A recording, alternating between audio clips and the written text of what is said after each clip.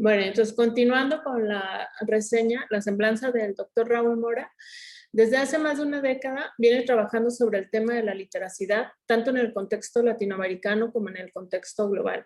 En particular, el impacto de las teorías en literacidad en el aprendizaje de lenguas y la investigación en contextos de ciudad y la cultura de los videojuegos.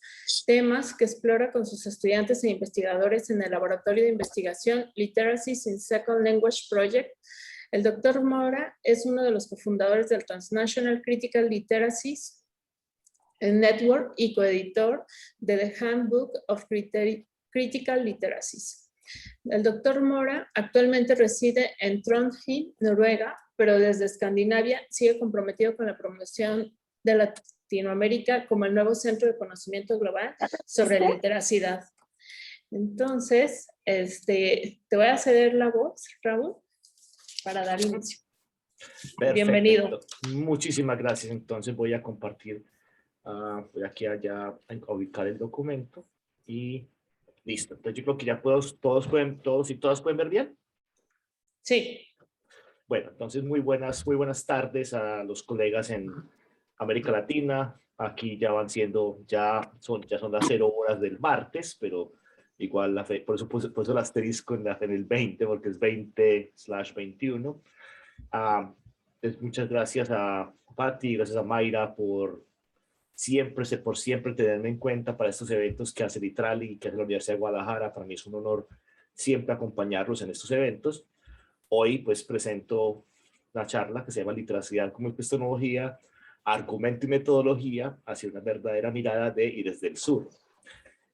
Entonces, antes de iniciar, me parece importante tomar un momento para honrar y recordar y mantener en nuestra memoria los pueblos originarios que nos acogen en los sitios en los que estamos ubicados y transmitimos. Entonces, recordar que pues, mi sitio de trabajo sigue siendo remotamente la ciudad de Medellín, en el departamento de Antioquia, en Colombia, donde ancestralmente hemos estado bajo el auspicio de los Embera, de los Zenú, de los Kunatule, que ustedes encuentran en Guadalajara, estado de Jalisco, donde los Wixátari y los Nahuas son los pueblos originarios de esa región, y que me encuentro en la ciudad de Trondheim, en Noruega, Noruega siendo el lugar que acoge a los pueblos Sami, que están en la parte norte hacia el Ártico, parte de Noruega, parte de Suecia, parte de Finlandia. Me parece importante que nosotros como literacidad, que hablamos de lenguas y lenguajes, reconocer que estamos en tierras que han estado bajo el cuidado de otros y que tenemos una responsabilidad con esas personas que las han cuidado de dejarlas en mejor condición de la que las recibimos.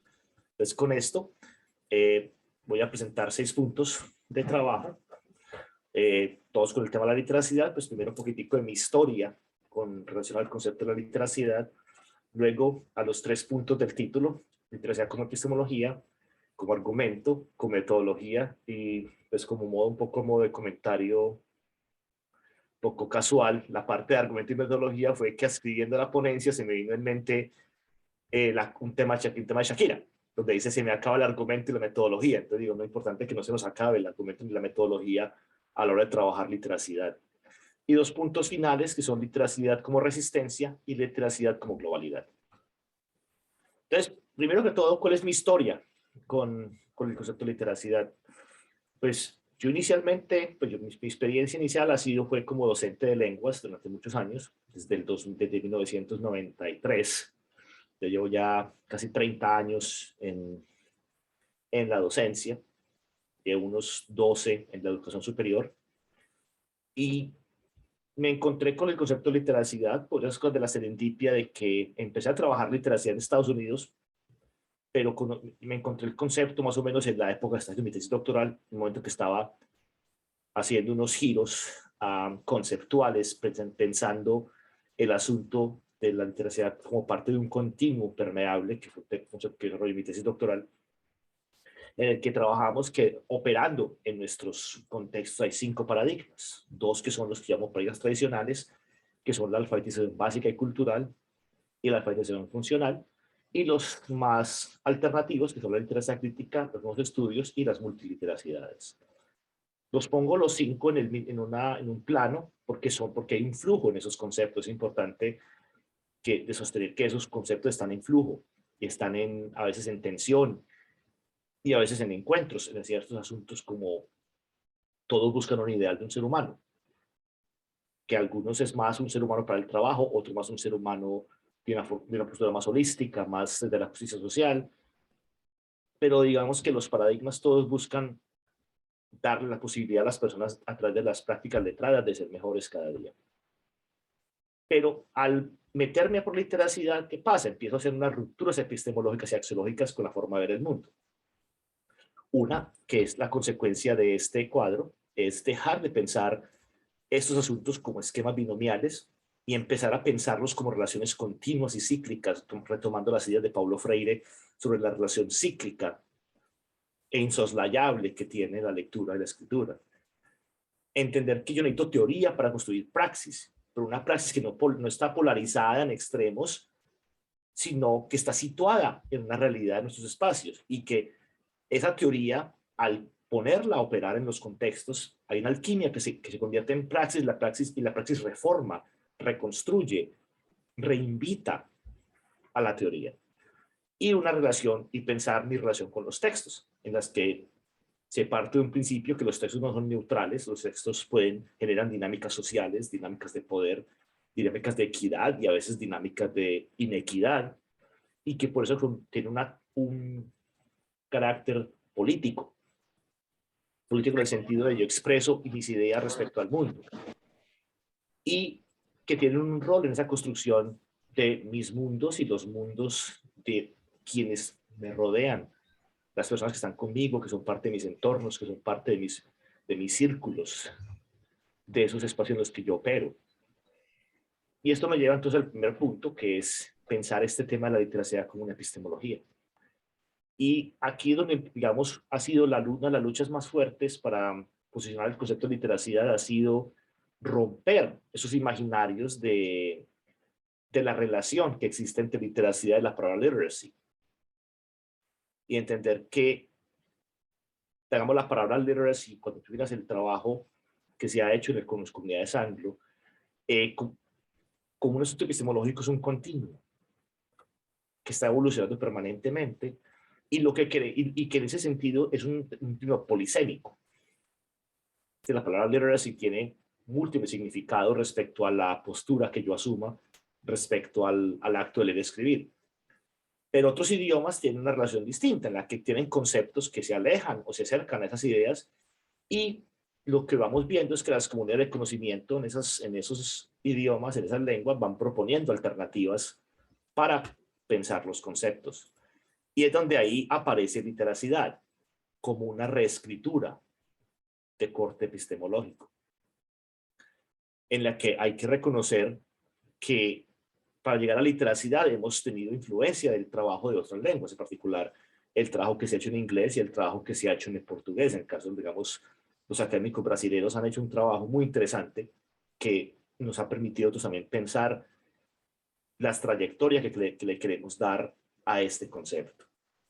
Y ahí deben reconocer que cuando yo digo la literacidad no es una traducción literal del literacy, sino que ahí dentro de esa polisemia hay unos puntos de encuentro, hay unos traslapes, pero el concepto de literacidad como tal es nuestro en el sentido que es un concepto en español, que es un concepto hispanoamericano, que es un concepto iberoamericano, que es un concepto latinoamericano, en el que se plantean nuevas preguntas sobre la sociedad y se plantea un repensar de lo que entendemos y lo que creemos que son los textos.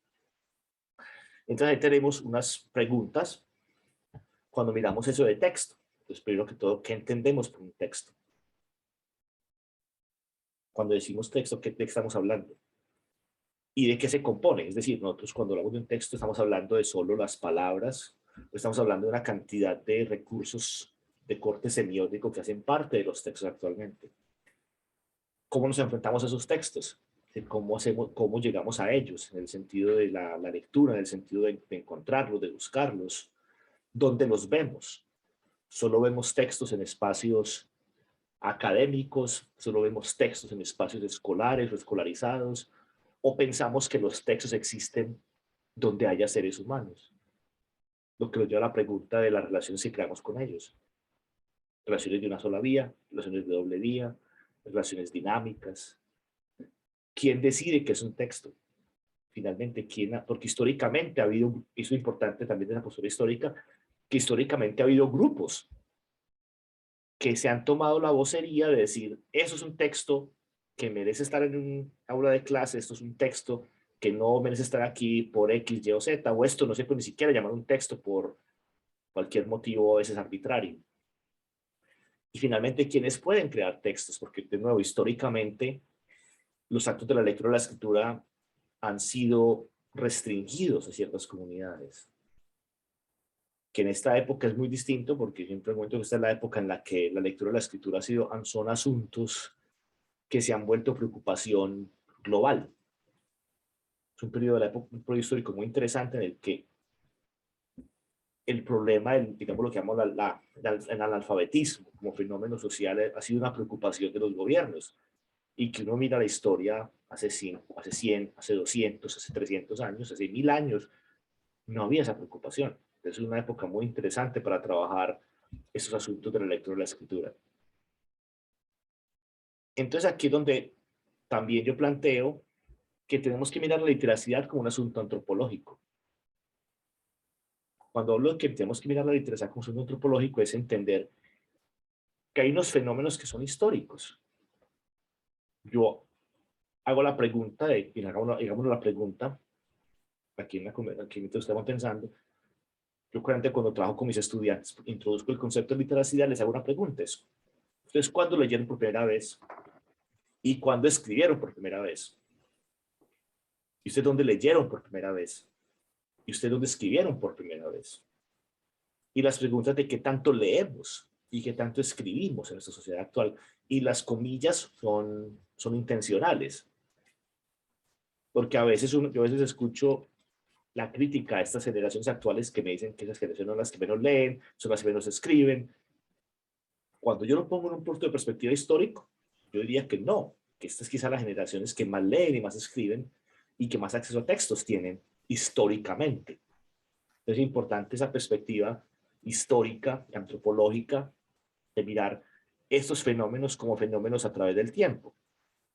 Porque cuando lo miramos como asunto antropológico, entonces entendemos que la lectura y la escritura como eventos sociales, como fenómenos culturales, preceden a eso que yo llamo los códigos logografémicos, es decir, los alfabetos. Si miramos la historia de la humanidad, los alfabetos solamente aparecen realmente en el 5000 a.C., o sea, son 7000 años, pero si miramos la historia de la humanidad, llevamos 100.000 años.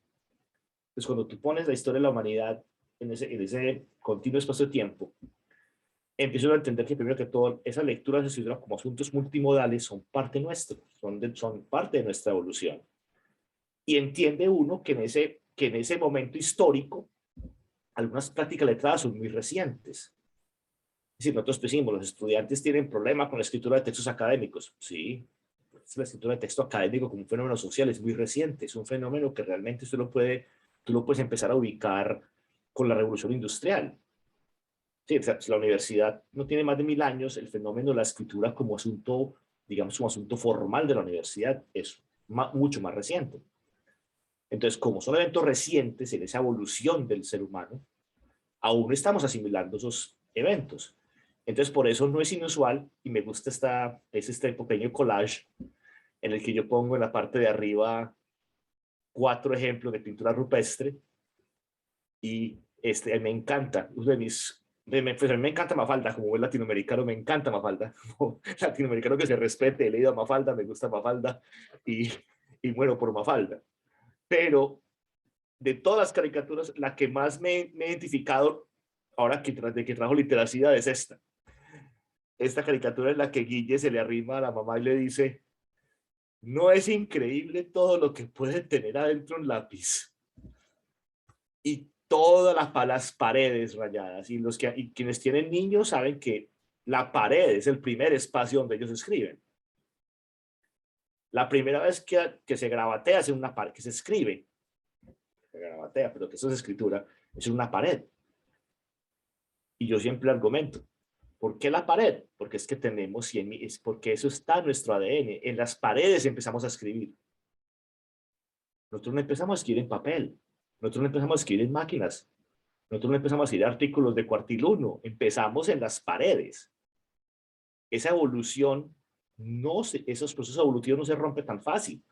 Entonces, cuando yo miro estos asuntos de la literacidad como asuntos antropológicos, volviendo a la diapositiva anterior, repito, algunas prácticas son, desde una perspectiva más amplia, son muy recientes, todavía no son parte de nuestro ADN, no son parte de nuestra vida. La escritura en la pared es como empezamos. Entonces, aquí empezamos. Quizás en 1000 años no van a escribir en una pared, sino que van a escribir los primeros eventos de escritura van a ser en papel, posiblemente. Pero la evolución a veces no se mueve a esos ritmos. Esa es la primera parte de esta discusión, es esta literacidad como una epistemología. Entendiendo esos actos de la lectura de la escritura como parte de lo que somos nosotros. Y nos lleva al segundo momento, que es la literacidad como argumento. Cuando entra la pregunta que yo hago, bueno, ¿y qué es literacidad? Bueno, ¿qué es literacidad? La pregunta del $1.000.000. ¿Qué es literacidad?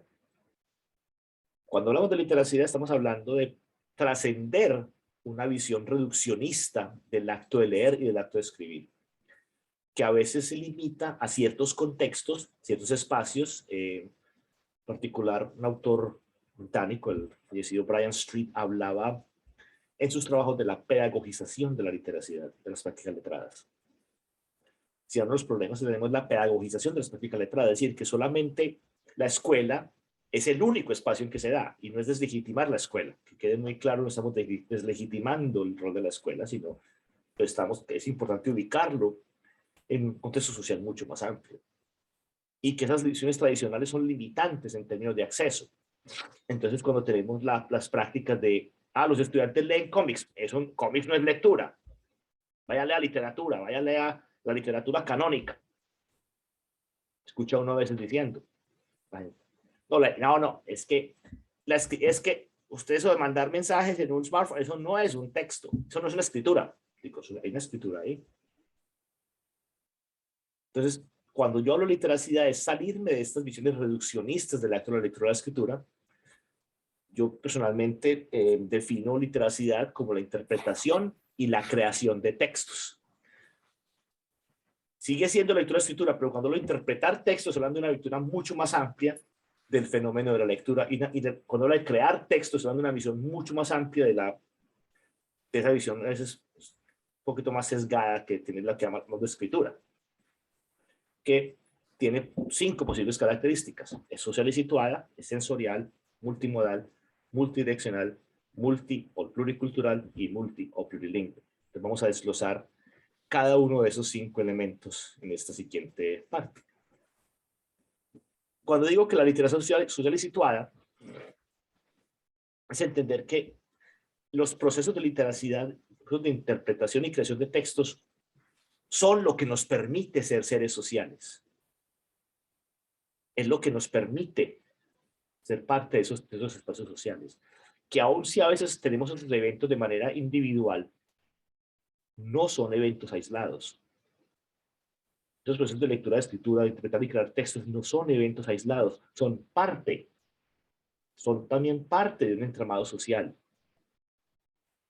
Y de que nuestras realidades tienen un efecto en esas conexiones con los textos. Que no hay una visión talla única de cómo yo me enfrento a un texto. Yo me enfrento a un texto según mi ubicación geográfica afecta cómo me enfrento a los textos. Mi momento del día afecta a los textos. Si estoy trabajando en un espacio físico, en un espacio virtual, eso afecta la relación con los textos. Y desde esa perspectiva, es una relación interseccional, tomando las ideas de Kimberly Crenshaw sobre interseccionalidad, en el que nuestra identidad se refleja en los textos que producimos y los textos que interpretamos. Pero esos mismos textos también transforman nuestras identidades. Sigue siendo relaciones cíclicas. De alguna manera, lo que Bakhtin hablaba refería a la heteroglosia, estaría presente en esa relación con los textos. Y de nuevo, los textos no son neutros. Los textos reflejan formas de vida y, como diría Freire, son actos políticos en su misma construcción. Cuando hablamos de que la literacia es sensorial, es entender que los textos, hay una corporeidad dentro de los textos. De que los textos, yo digo que acá los llevamos literal y a veces figurativamente en nuestra piel y nuestros sentidos. Entonces, cuando hablo literalmente, por ejemplo, hablo de un caso como el caso mío, los tatuajes. Tengo 5 por ahora. Y cada tatuaje, porque he hablado con, yo he entrevistado personas que se tienen tatuajes en diferentes lenguas, con diferentes motivos, corresponde a un momento histórico, generalmente. En muchos casos, a un momento histórico. Corresponde a un evento de vida. Algunos eventos positivos, algunos más tristes, a veces lúgubres. Pero es importante reconocer esa corporeidad en los textos. Que a veces ciertos textos también hay asuntos táctiles. ¿Cierto? Pues siendo mucho más allá, por ejemplo, de la lectura en braille, por ejemplo, por mencionar un caso, esa corporeidad, es lo que uno vive en los textos y los textos se mueven con uno. Y de que en esa sensorialidad de la literacidad uno genera una serie de sensibilidades frente a los textos. Entonces la pregunta de cuando tú te metes un texto, ¿qué sientes? Cuando tú te enfrentas a un audio, te enfrentas a un video, te enfrentas a un libro, ¿qué, qué sientes en ese momento? Esa sensorialidad, esa corporeidad tiene que ver, por ejemplo, que tú ves una película y hay momentos que le evocan a uno la infancia, la adolescencia, ¿no? Y te generan nostalgia. Ahora, por ejemplo, estos días que he estado viendo la serie de televisión de Obi-Wan Kenobi, pues de Star Wars. Y claro, todas esas escenas lo recuerdan a uno cuando salieron las precuelas de Star Wars y todas las memorias que se le vienen a uno. Eso es la sensibilidad frente al texto. Que cuando tú escribes un texto, cuando tú creas un texto, te generan sensibilidades al tú, por ejemplo, hacer tu trabajo de análisis de datos, al enfrentarte como pasó una vez cuando escribí el artículo sobre el famoso comediante colombiano Jaime Garzón. La sensibilidad de crear ese texto y interpretar los textos fue difícil hacer ese artículo porque terminé llorando muchas veces. No tengo problema en admitir eso, me puso a llorar. Escribí ese artículo por toda la historia que hay detrás de un artículo de estos. Y que parte del trabajo que hacemos en literacidad es el reconocer y el valorar la importancia de esas sensibilidades.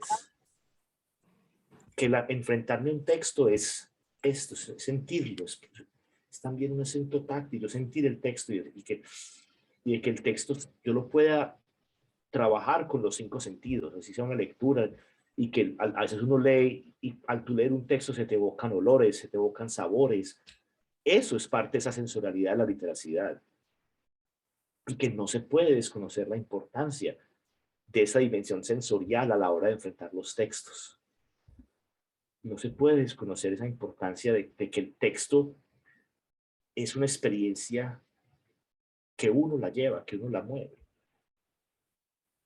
Y desde esa perspectiva, entonces uno pensar la literacia como un asunto multimodal, en el que la palabra sigue siendo importante, pero no solo la palabra escrita, sino la palabra oral. Pero no es simplemente esas dos. Ahora necesitamos los colores, necesitamos las imágenes, necesitamos el audio, necesitamos el ruido, necesitamos la música para crear textos que cada día tengan más, que nos permitan más riqueza de significado y sentido.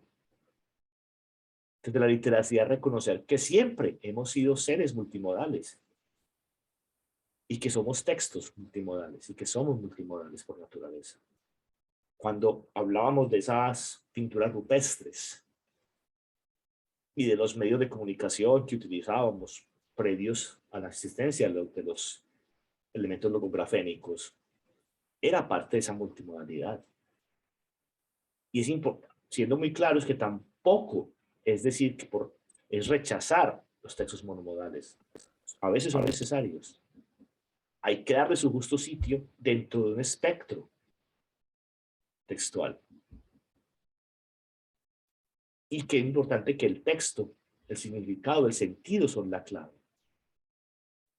El medio no es el mensaje, retomando las ideas de Marshall McLuhan. El medio no es el mensaje. Los medios digitales nos facilitan la creación de textos, pero si yo no tengo claridad sobre el sentido del texto que yo quiero crear, por más tecnología que tenga, el mensaje se va a quedar corto en su impacto, el mensaje se va a quedar corto en su potencia. Entonces, reconocer esa multimodalidad, la importancia de pensar el significado, la importancia de pensar el sentido que le estamos dando a los textos que estamos creando. Y nos lleva esto al asunto de la multi y la pluriculturalidad, que cuando hablamos de crear e interpretar textos, estamos hablando de ponerlos en un marco de justicia social, de quienes tienen posibilidades de crear los textos, crear espacios de equidad y solidaridad de la creación de textos, que nos generen nuevos escenarios, nuevas voces que se puedan representar, que haya nuevas formas de presentación y de representación, sacando voces de las periferias, y cuando hablo aquí de descentrar y descentrar para recentrar, es importante pensar esto de que también es quitar, movernos del centro, pero también alejarnos del centro completamente para que otras personas puedan tener esa oportunidad de presentar sus historias y sus voces. Entonces, esa multiculturalidad, la posibilidad de recentrar las historias en las voces de las márgenes es importantísimo. Y digamos, es una de las luchas que se están dando, digamos, en el campo de la literacidad, es qué voces no están presentes, qué voces nos hacen falta. O como retomando la famosa eso de los prisioneros, a los que están en el baile, los que sobran, hay que traerlos acá, porque no pueden sobrar. Y también ese asunto de lo multi y lo plurilingüe dentro de la literacidad, de cómo entendemos nuestras relaciones con las lenguas y los lenguajes que nos rodean, más allá de las métricas y las condiciones con las que tradicionalmente medimos las lenguas, que son métricas relacionadas con estándares, con niveles, con pruebas, pero que la realidad de los lenguajes y la realidad de las lenguas que utilizamos en muchos casos no tienen nada que ver con las métricas, sino con los propósitos que yo tenga para usarlas. Dato interesante, si ustedes se dieron cuenta al principio de mi presentación, pues yo desde hace unos años como incluyo mis pronombres como un asunto de equidad, de inclusión, que mis estudiantes reconocen, pero he decidido a partir de este año ponerlos en los 6 idiomas que yo manejo en diferentes contextos. No estoy diciendo que soy completamente fluido en los 6. No estoy diciendo en ningún momento que voy a aclamar acá que yo hablo con igual fluidez el español, el inglés, el portugués, el francés, el noruego y el polaco. No. Lo que estoy diciendo son 6 idiomas en los que son 6 idiomas que son parte de mi vida, para diferentes propósitos, para diferentes motivos, por diferentes razones, pero que son parte de mí. Y los reconozco. Y no estoy diciendo acá, y estoy aprendiendo. 2 los manejo con un nivel de fluidez alto y otros 2 otros 2 estoy aprendiendo por Duolingo. Pero son parte de mi vida, entonces los incluyo como parte de mi identidad. Y desde ahí entender que los lenguajes son asuntos fluidos, que tenemos que, desde la literacia, sacarlos de esas ideas de la interferencia del lenguaje y empezar a hablar de la coexistencia. Y de que los lenguajes, desde que yo los hago parte de mi vida, me pertenecen y me identifico con ellos. En un momento de la literacidad es buscar reconocer que todos manejamos múltiples lenguas y nos movemos en múltiples lenguajes, y que esa presencia de esas múltiples lenguas y los múltiples lenguajes son parte de mi identidad, son parte de los textos que yo creo, son parte de los textos que yo soy. Entonces nos lleva al punto 3, que es la literacidad como metodología. Y aquí retomo una idea muy bonita que plantean Shirley Heath y Brian Street en un libro que se llama On Ethnography, sobre la etnografía. Un libro muy bonito, un libro muy pequeño, pero muy muy significativo. Y ellos hablan de la cultura como asunto caleidoscópico. Yo retomo la idea y hablo de la literacidad como asunto caleidoscópico. Entiendo que la literacidad es como un caleidoscopio. Cada que tú mueves el caleidoscopio, los que recordamos que es un caleidoscopio, cada que tú lo mueves te genera figuras geométricas distintas. Y cada movimiento te genera una figura distinta, una figura diferente, y uno rara vez repite. Es decir, repetir una figura en un caleidoscopio es muy difícil. Así que imposible por la cantidad de variables, por los cristales, los espejos. Es decir, que cada que yo me muevo, yo encuentro nuevas formas de ver esas imágenes, nuevas formas de ver ese mundo. Entonces yo hago la invitación a pensar la literatura como un asunto caleidoscópico, en el sentido de toda la variedad de textos que nos rodean y que es importante reconocerlos y estudiarlos. Entonces, cuando yo hablo de investigar literacidad, investigar sobre literacidad, es una invitación a mirar esas prácticas textuales que son parte de nuestras vidas, explorando esos espacios donde las prácticas surgen, las prácticas evolucionan, y con una postura descriptiva o crítica, según el contexto. Hay momentos en que hay que describir las prácticas y hay momentos en que hay que cuestionar las prácticas. Cuando una literacia crítica, la literacia crítica, por ejemplo, a veces te invita a describir los contextos, a veces te invita a cuestionar y a levantar interrogantes sobre esos contextos. Y es encontrarse, por ejemplo, con espacios conocidos que te plantean preguntas inesperadas, como el caso de la escuela. De la escuela hay que volver a ella y preguntarnos qué textos hay ahí, en la escuela, dentro de la escuela, al lado de la escuela, porque a veces nos olvidamos que la escuela no está aislada, no es una burbuja dentro de una ciudad, dentro de un barrio, dentro de una comunidad. Hace parte, se mueve dentro de ese espacio. Es volver a las clases y mirar qué pasa en esos espacios, qué textos están surgiendo. Preguntarnos qué textos están haciendo los maestros y los estudiantes en esos espacios. Es retomar la ciudad como literacidad. La ciudad que caminamos todos los días. Todos los días nos levantamos, desayunamos, nos subimos al autobús o nos subimos al carro, al coche. Vamos a nuestro sitio de trabajo, vamos a centros comerciales, vamos a un restaurante. Y la pregunta es, una pregunta que nos hicimos en mi equipo de investigación hace 10 años, es ¿qué tan seguido nosotros le prestamos atención a los textos que nos rodean? ¿Qué tan a menudo leemos lo que nos rodea?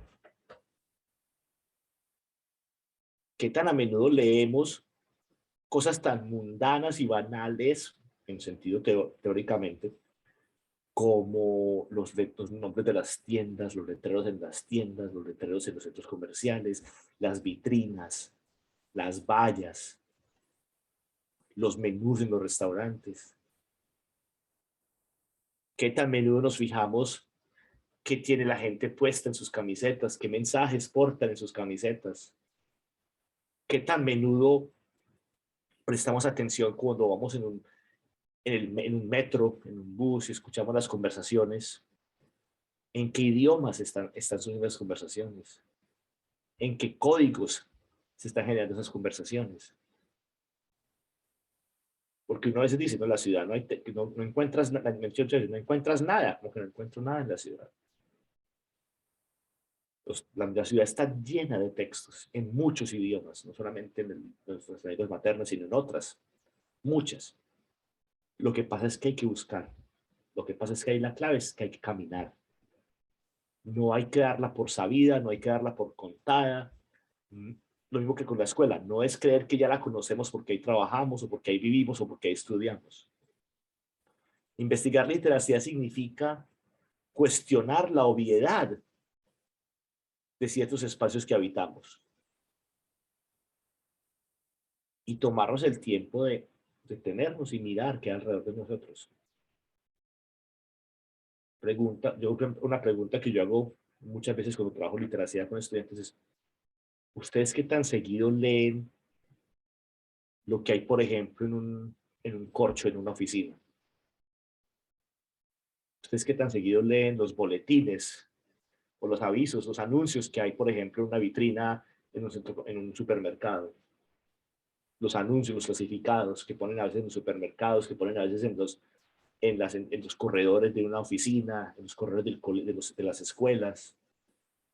¿Qué tan a menudo leemos? Siempre pasamos de largo. Y a veces y uno se da cuenta que están ahí, hasta que uno para y mira. De la invitación que si digamos es de la investigación de literacidad es parar y mirar para reconocer todo el lenguaje que nos rodea. Entonces, por eso hablamos de espacios conocidos con preguntas inesperadas. Esa pregunta que te hace aquí la ciudad, de cómo construimos nuestra ciudad a través de los hechos que encontramos y se encuentran en ella. Y cómo construimos nuestra ciudad a través de los textos que creamos, porque la segunda pregunta que no está en la diapositiva es cómo construimos nuestra ciudad a través de los textos que creamos en ella. Textos, por ejemplo, como el graffiti.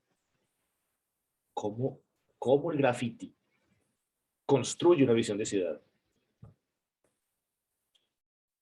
En todas las ciudades que yo he visitado, encuentro graffiti. Y me he encontrado, curiosamente, que hay un graffiti que yo he visto, no voy a mencionarlo en la grabación, pero hay un graffiti de protesta social, que curiosamente me lo he encontrado en todas las ciudades que he visitado.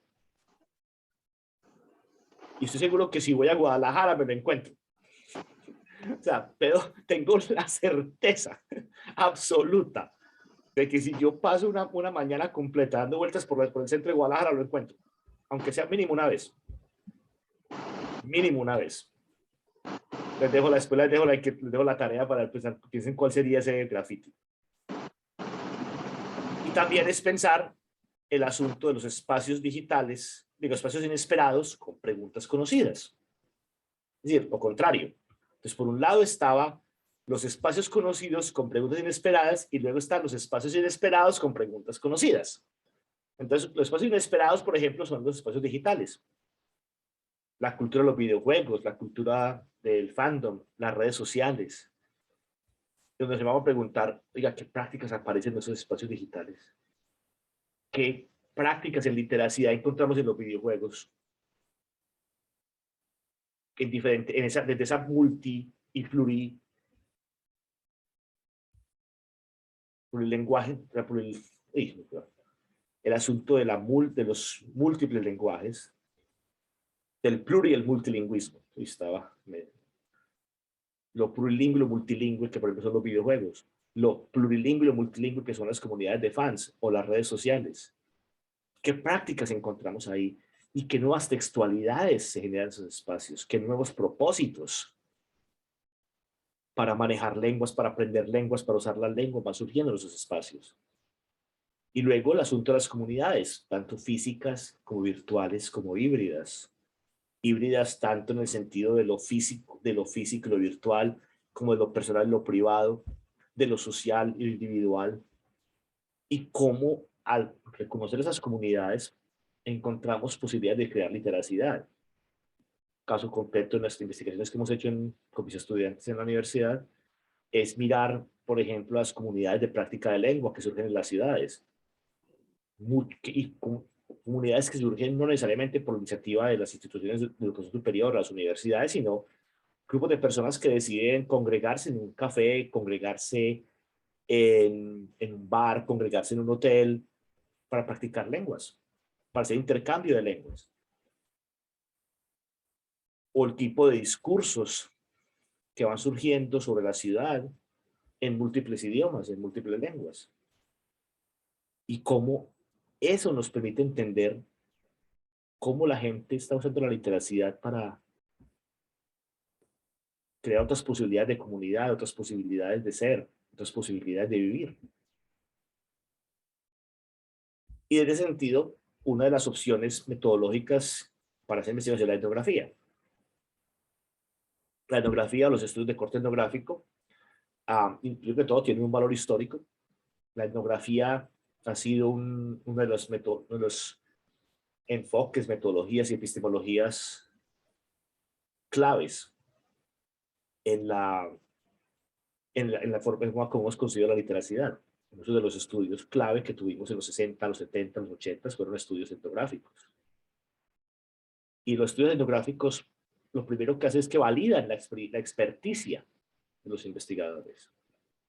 Pero no solamente la experticia conceptual o metodológica, sino la experticia orgánica y de base que traen los investigadores.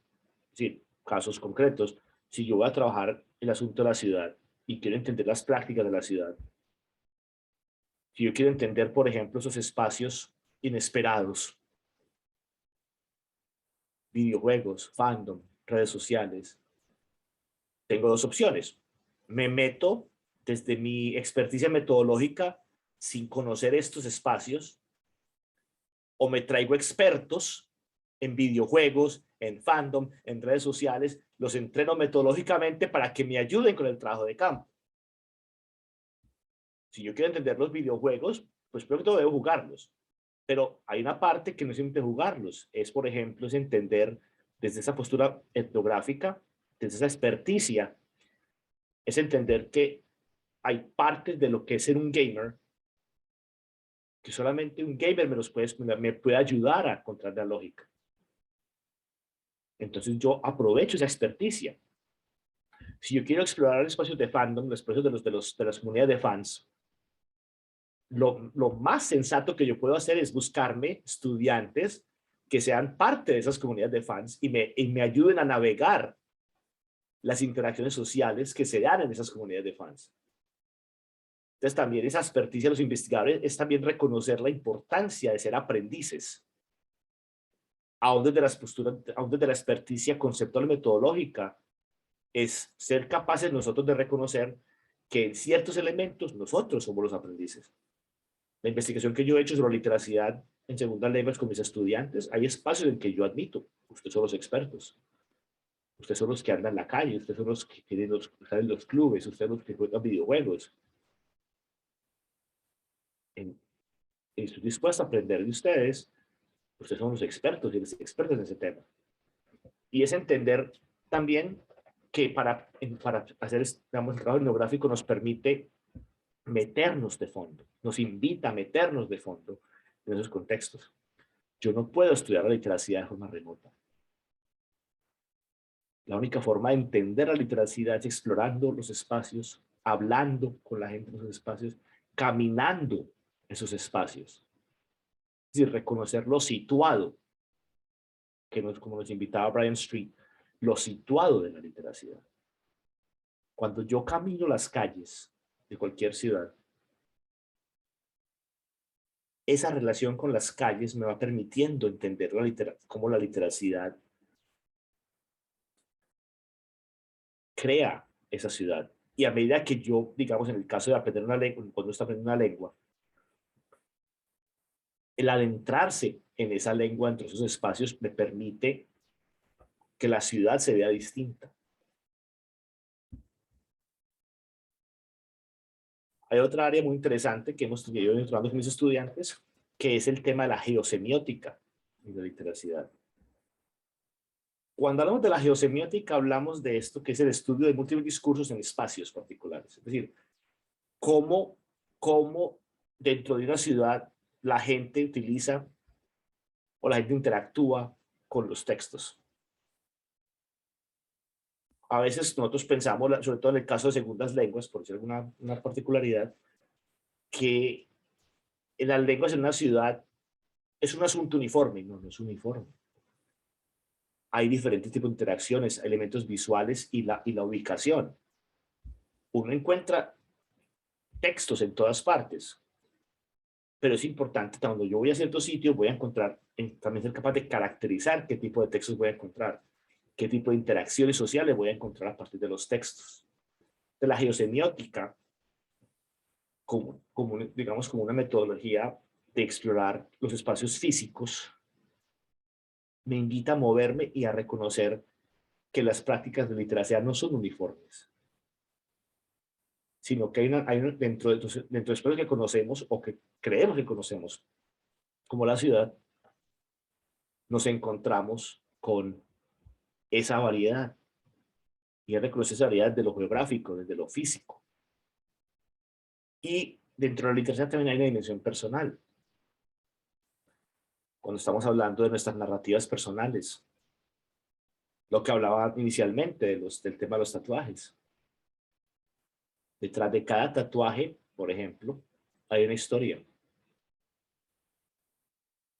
Si tú le preguntas a una persona que tiene tatuajes en diferentes lenguas, en español, en inglés, en árabe, en chino, tú les preguntas qué hay detrás de eso. O sea, no vas con la pregunta tradicional de usted habla árabe, usted habla chino, usted habla, sino cuéntame qué hay detrás de ese tatuaje. La primera pregunta no te va a decir nada. La pregunta no te va a dar absolutamente nada. La segunda pregunta te va a dar todo. Porque la segunda pregunta te va a llevar a esa dimensión personal de esa relación con esas lenguas y con esos lenguajes y con esos textos. Y me ayuda a entender esa relación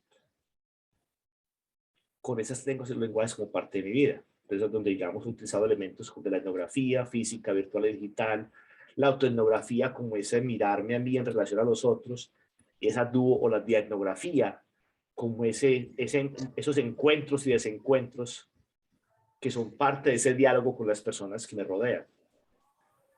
He tenido estudiantes que han trabajado duetnografía desde su experiencia con videojuegos y cómo esa experiencia les ha ayudado a aprender la lengua. He tenido estudiantes que digamos, han usado la etnografía desde esa perspectiva de la literacidad como identidad para reconocerse en sus múltiples identidades, en su interseccionalidad de quiénes son ellos. Me lleva a los dos puntos finales. Primero es esta idea de la literacidad como resistencia. Entender que cuando hablamos de literacidad estamos hablando de una contranarrativa. Estamos hablando de una postura que nos invite a cuestionar la ortodoxia al mirar los textos, a leer, a escribir. Hablar de literacidad es una postura de cuestionar y poner miradas críticas a esa interpretación y creación de textos, no darlos por sentado.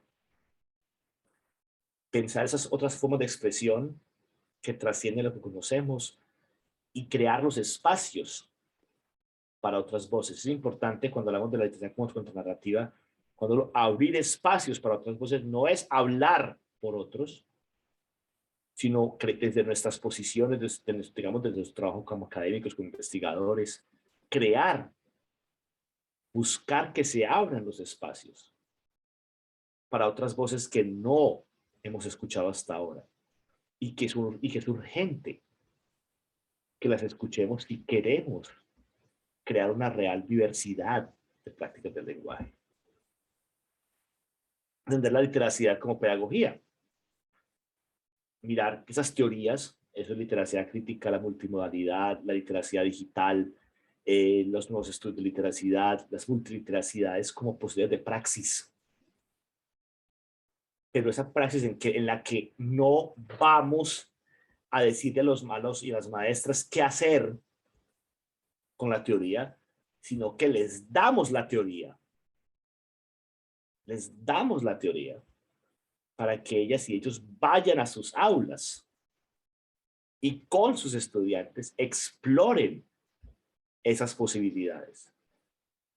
Es importante que aquí el punto no es yo desde mi postura de experto, investigador, decirle a los maestros, mira, así es como se hace literacia crítica, así es como se hace multimodalidad. No, es vamos a mirar la teoría, mirar qué se ha dicho y ustedes, conociendo sus contextos, conociendo sus realidades, conociendo sus estudiantes mejor que lo que los conozco yo, ustedes usen la teoría para crear una praxis y me ayuden después, desde mi postura de investigador, a repensar esa teoría, a transformarla.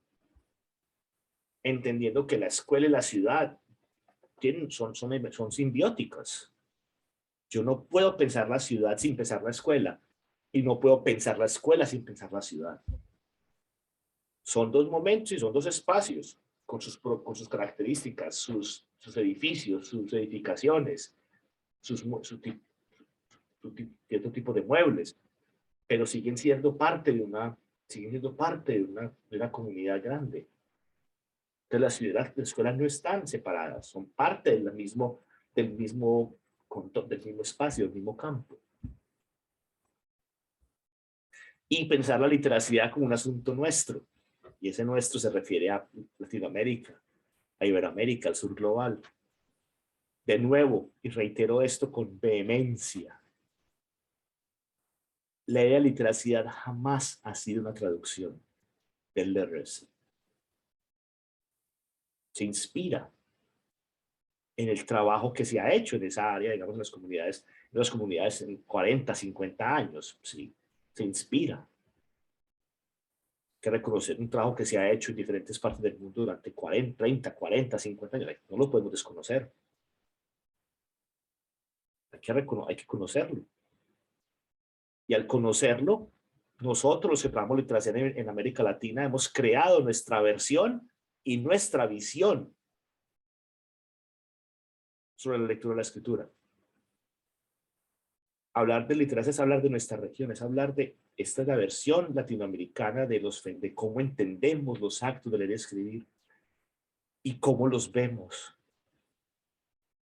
Y es el reto que nos creamos como comunidad académica, una comunidad académica que todos los días, desde la divergencia en temas, porque cuando tú analizas lo que están haciendo digamos, los latinoamericanos, los latinos en Canadá o en Estados Unidos, es distinto a lo que hacen en México. Los mexicanos, los académicos de México tienen unos intereses que convergen con los intereses de Colombia, pero también tenemos divergencia. Los colombianos, los mexicanos coincidimos en cosas con Brasil, pero tenemos diferencias. Y coincidimos en algunas cosas con el Cono Sur, pero también tenemos diferencias, porque somos distintos. Pero en esa divergencia también hemos creado lugares comunes y hemos creado comunidad académica. Cada día conversamos más entre nosotros, cada día conocemos más lo que estamos haciendo entre nosotros. Porque hablar de literacidad, entonces significa tener unas posturas emancipatorias cuando miro los textos. Los textos como posibilidad de potenciarme, como posibilidad de empoderarme, como posibilidad de ruptura de ciclos de reproducción y violencia simbólica, como posibilidades de justicia social, y desde que cuando investigamos lo hacemos como co-conspiradores, y que entendemos la literacidad como un asunto local, un asunto regional y un asunto continental, en esa Abya Yala, en esa América en la que vivimos, aún si no estamos físicamente en ella, como en el caso de este momento a mí, que aunque estoy físicamente en Noruega, sigo conectado con mi Abya Yala. Yo no me he desconectado del continente, no me he desconectado de América Latina, no me interesa desconectar de América Latina, por el contrario, siendo la hora de la mañana, estoy feliz de estar con ustedes conectado y hablando de literacidad, de las cosas que más me gusta hablar como académico. Y eso nos lleva finalmente a este asunto de la literacia como globalidad, ya para ir cerrando y que tengamos tiempo para una conversación agradable y sabrosa. Ahora, dando la palabra sabroso, que está muy de moda en Colombia a raíz de las recientes elecciones presidenciales. Entonces, primero que todo es pensar la literacidad como un asunto global. La palabra literacidad es del español. Desde que los estados iniciales de Casani, que acuña el término, es nuestra. Pero es importante señalar que los debates sobre la terminología no son solo nuestros. Los debates sobre la terminología no son solamente un problema de América Latina o de Iberoamérica. No es un problema que están pensando los mexicanos y los colombianos, los costarricenses, los peruanos, los venezolanos, los puertorriqueños. No, es un problema que estamos pensando que en muchas partes se está dando ese debate. En Latinoamérica ya casi cerca de 20 años, y en la última década hemos avanzado, y lo digo porque he vivido la última década mirando y estudiando y entendiendo el fenómeno de la literacidad como asunto latinoamericano, que hay una cantidad de apuestas epistemológicas que hemos planteado. La existencia cada día de más grupos de investigación, de más centros de investigación, tanto en temas como lengua materna como en segundas lenguas, como es el caso de LSOP, mi centro, mi equipo, laboratorio de investigación, que creamos talleres, conferencias, que ya cada día vemos más cursos y más programas de maestría y doctorado, que ya el tema de la literacidad permea la formación avanzada. Entonces ya hablar de literacidad en los programas de maestría ya no es una cosa inusual. Pues no es muy lejos, la Universidad de Guadalajara tiene su maestría en literacidad. Y que tenemos programas de maestría en diferentes países que literacidad ya es parte de los currículos, que es parte de los planes de estudios, que es parte de los pensos. Que cada día aparecen más estudiantes haciendo tesis de maestría y tesis de doctorado, en las que formalmente hablan de literacidad y toman una postura en la que vamos a hablar de literacidad porque ese es el término que nos va a llevar adelante en esta década.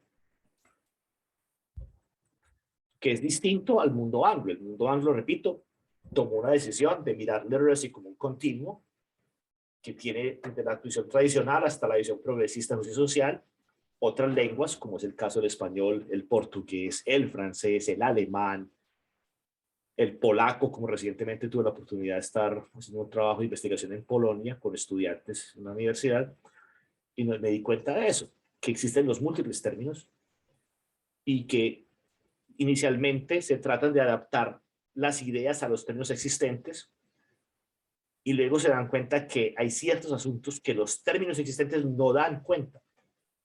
De que crear nuevos términos. Nosotros hemos tenido la discusión. Inicialmente empezamos hablando de alfabetización crítica y nos dimos cuenta que la alfabetización como constructo epistemológico no permite ciertos asuntos de la criticidad, de esa mirada crítica que el concepto de literacidad sí nos permite. Entonces es más fácil hablar de literacidad crítica. Que hay diferencias de fondo y de forma en hablar de alfabetización digital y hablar de literacidad digital. Inclusive sobre el nivel de reflexividad, sobre el uso de las herramientas digitales, de las herramientas tecnológicas, de la naturaleza de las herramientas que traemos a colación. Y así sucesivamente. Entonces nos hemos dado cuenta que a veces hay que crear un término que refleja nuevas realidades, como ha sido, por ejemplo, el caso de la región, de nuestra región. Entonces, en el habla hispana, inicialmente trabajamos con alfabetización y alfabetismo, también tenemos la idea de lectoescritura, pero ya nos acreditamos un tercer término que nos lleve a otra dimensión, que es la literacidad. El mismo caso de los colegas de Brasil, que su trabajo inicial era con la palabra alfabetización hasta que llegaron al concepto de letramento. Ese debate lo encuentra uno en francés, lo encuentra uno en el portugués de Portugal, lo encuentra uno en otras lenguas que están debatiendo hacia dónde se tiran. Todavía no, hay en algunos casos el tema, todavía la discusión no ha llegado. Es importante mencionar esto. Hay comunidades a nivel global donde esta conversación que ya se volvió recurrente en América Latina no ha llegado. Es decir, todavía no se han hecho las preguntas. Y yo quiero que eso lo reconozcamos como latinoamericanos. Sí, nos falta mucho. Cuando hablamos eso con Mayra al inicio de la previa, sí, que a veces nos falta mucho. Y si miramos, por ejemplo, lo que comparado, por ejemplo, con lo que se ha hecho el trabajo en el mundo anglo, sí, nos llevan años de distancia, pero no años luz. O sea, no estamos tan lejos como creíamos que estábamos. Y que si miramos el trabajo en otras partes del mundo, ellos están todavía empezando los debates que nosotros tuvimos en la década de los 90 y a inicio de los 2000 y en 2010. Entonces, esa perspectiva, repito, el debate es emergente en ciertas partes. La pregunta no se la han hecho. ¿Qué términos manejamos? Necesitamos otro, y esos términos sí los podemos utilizar. Necesitamos, ¿cómo los adaptamos? ¿O qué hacemos? ¿Creamos otro? ¿Cómo lo creamos? ¿De dónde lo creamos? Entonces, para mí, a mi modo de ver como investigador del tema de la literacidad, solamente en América Latina a nivel internacional, yo me atrevo a decir que es mucho lo que estas comunidades pueden aprender de lo que nosotros hemos hecho. Y la buena noticia es, porque ha sido mi experiencia, que hay comunidades que están dispuestas a escuchar. Entonces el reto en esta, digamos, asunto de la literatura como epistemología, argumento, metodología, resistencia y globalidad es cómo nos proyectamos como comunidad de conocimiento a que la gente reconozca lo que hemos logrado hacer con ese concepto de literacidad y hacia dónde lo hemos llevado y hacia dónde lo estamos llevando, porque todavía, o sea, el concepto como tal todavía estamos apenas en la proverbial punta del iceberg. Es decir, todavía las otras posibilidades de crear, de recrear y volver a reinventar el concepto de literacidad son tan amplias como nuestra imaginación. Y si algo tenemos los latinoamericanos es imaginación. Entonces, con esa reflexión final, para ya entrar a la conversación, toda mi gratitud con Mayra, mi gratitud con Patti Rosas Chávez por, de nuevo, considerar que desde mi trabajo tengo algo que aportar a la conversación. Toda mi gratitud con los que nos acompañan a esta hora de ya va siendo noche, ya va entrando ya la noche en México y en Colombia, porque algunos colegas de Colombia también nos acompañan. Aquí ya siendo la una no sé si tarde, noche, cuasi mañana, porque todavía hay luz de día por el asunto del verano.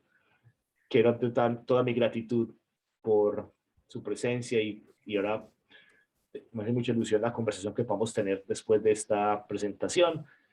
Para continuar la conversación, ahí están mis datos de contacto, está mi correo en la UPB, mi sitio web y mi contacto en Twitter. Y si alguien quiere conocer más sobre el trabajo que hacemos en Letters in Second Languages Project, nos puede visitar nuestro sitio web, lslp.org, o también seguirnos por Instagram, por Twitter, con @lslplegion. Entonces, de nuevo, toda mi gratitud por el espacio, toda mi gratitud por la posibilidad de compartir ideas, de que tengamos conversación. Entonces ahora, pues, dejo de compartir pantalla y quiero abrir ya que abramos el foro para todos los comentarios, las preguntas, los contrapuntos.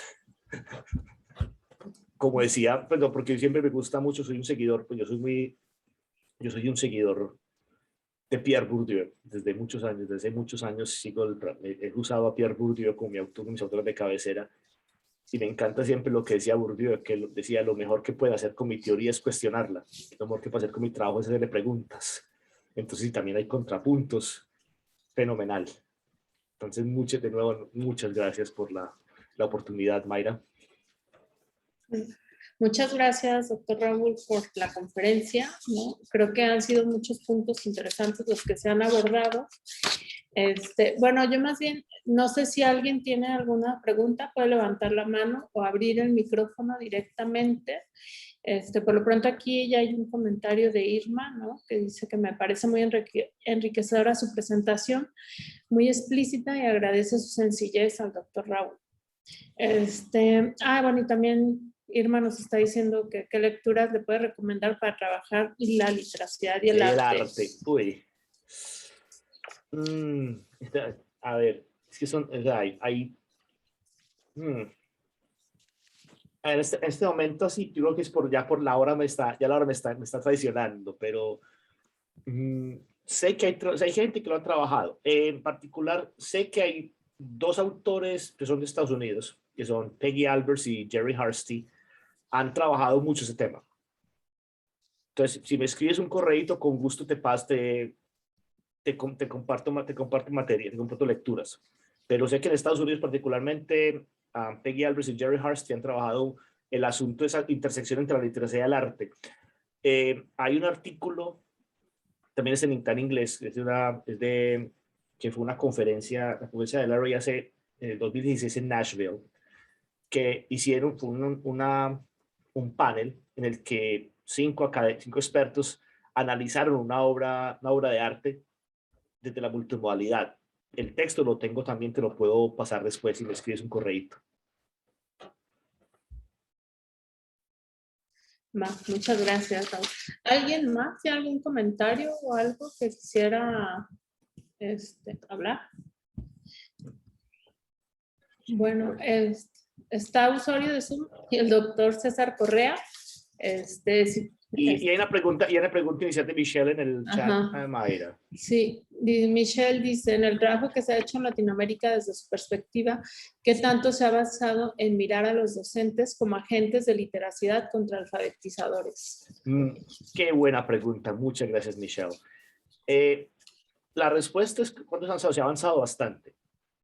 O sea, voy a hablar en particular, o sea, en este caso particularmente voy a hablar del contexto en el que yo más me muevo, que es el de el asunto de segunda lengua. Pues porque, digamos así, de formación básica yo empecé mi carrera como docente de inglés y digamos que ya yo expandí el abanico de la literacidad como consecuencia de mis estudios doctorales.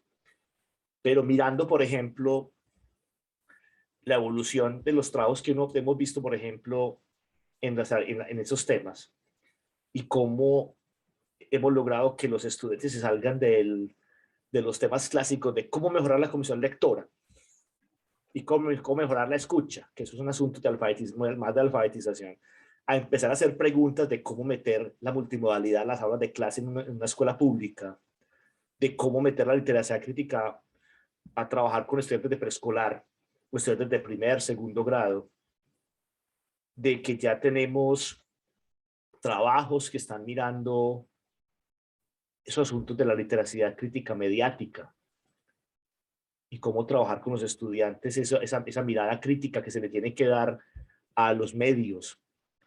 Entonces, yo diría, hemos avanzado. O sea, ha habido avances en esos temas. Y sobre todo, digamos que lo más importante es que la palabra literacidad, y ahí donde se, digamos, logran los avances, es que la palabra literacidad ya no es una palabra foránea, en el sentido literal de la traducción del literacy, del calco del literacy, por un lado, y lo foráneo de nunca lo hemos escuchado, a que ya se ha ido, de que digamos, pues por la insistencia y la persistencia de los que trabajamos el tema, porque es un poquito de insistencia y otro poquito de persistencia y de perseverancia. Porque sí, literacidad, para meterse en literacidad hay que tener un poco de perseverancia porque te hacen muchas preguntas y hay que luchar con ciertos arraigos culturales y epistemológicos que hay en ideas como alfabetización y hay que luchar contra ellos y es uno enfrentarse a que te van a hacer preguntas fuertes y te van a hacer cuestionamientos fuertes al principio mientras van entendiendo hacia dónde va esa idea de la literacidad, pero que ya uno escucha que ya la palabra literacidad no es tan rara, que ya cuando uno escuchan que en Colombia yo he escuchado ya varios eventos, colegas de otras universidades, no solamente en Bolívar, en otras universidades, ya hablando de literacidad y no alfabetización.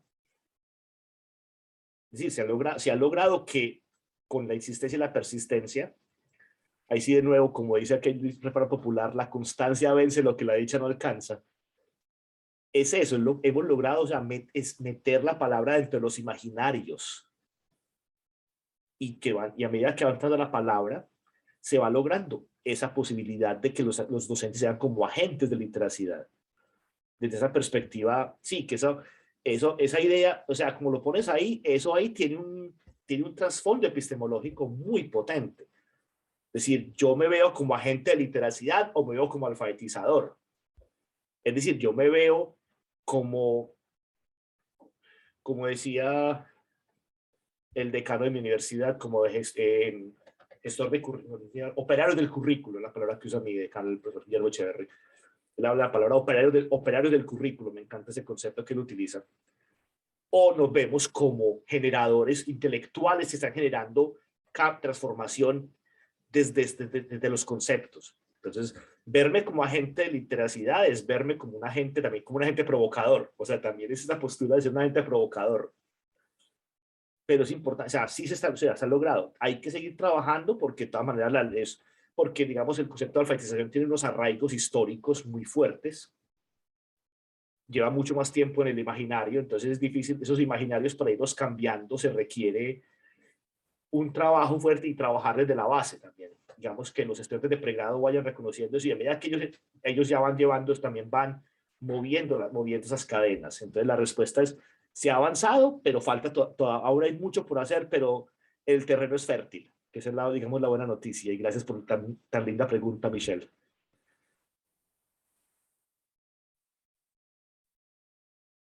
Muchas gracias. No sé si usuarios de Zoom todavía tienen su pregunta, o porque ya bajó la manita. Si no, pasamos con el doctor Correa. Gracias, doctor Raúl, muchas gracias por la conferencia. Quisiera tocar como dos puntos que me parecen muy importantes. Uno, que está en el centro del tema de la epistemología, y otro sobre el debate cíclico de la terminología, que me parecen dos aspectos fundamentales. Lo primero es siempre en los temas de la epistemología, la primera pregunta no tiene que ver con el contractualismo, digamos, habermasiano de un mundo feliz, ¿no? De poder incluir al otro, que es básicamente donde está vinculado esta pedagogía reflexiva, sino más bien el interés por el cómo, que va más allá de estos elementos que serían ideales, por supuesto, son importantes pensarlos, pero que hay que notarlos de metodología, y por eso me parece muy interesante la combinación que haces de epistemología y metodología, ¿no? Y literacidad. En primer lugar, porque hay un grupo con el cual trabajo sobre armonización conceptual desde la filología en la Universidad de Antioquia, en Colombia, que está metido en el tema, por ejemplo, de los discursos que tienen que ver a nivel de ley, por ejemplo, como la ley de víctimas y todo esto, que son tan importantes y que fueron una copia aquí en México.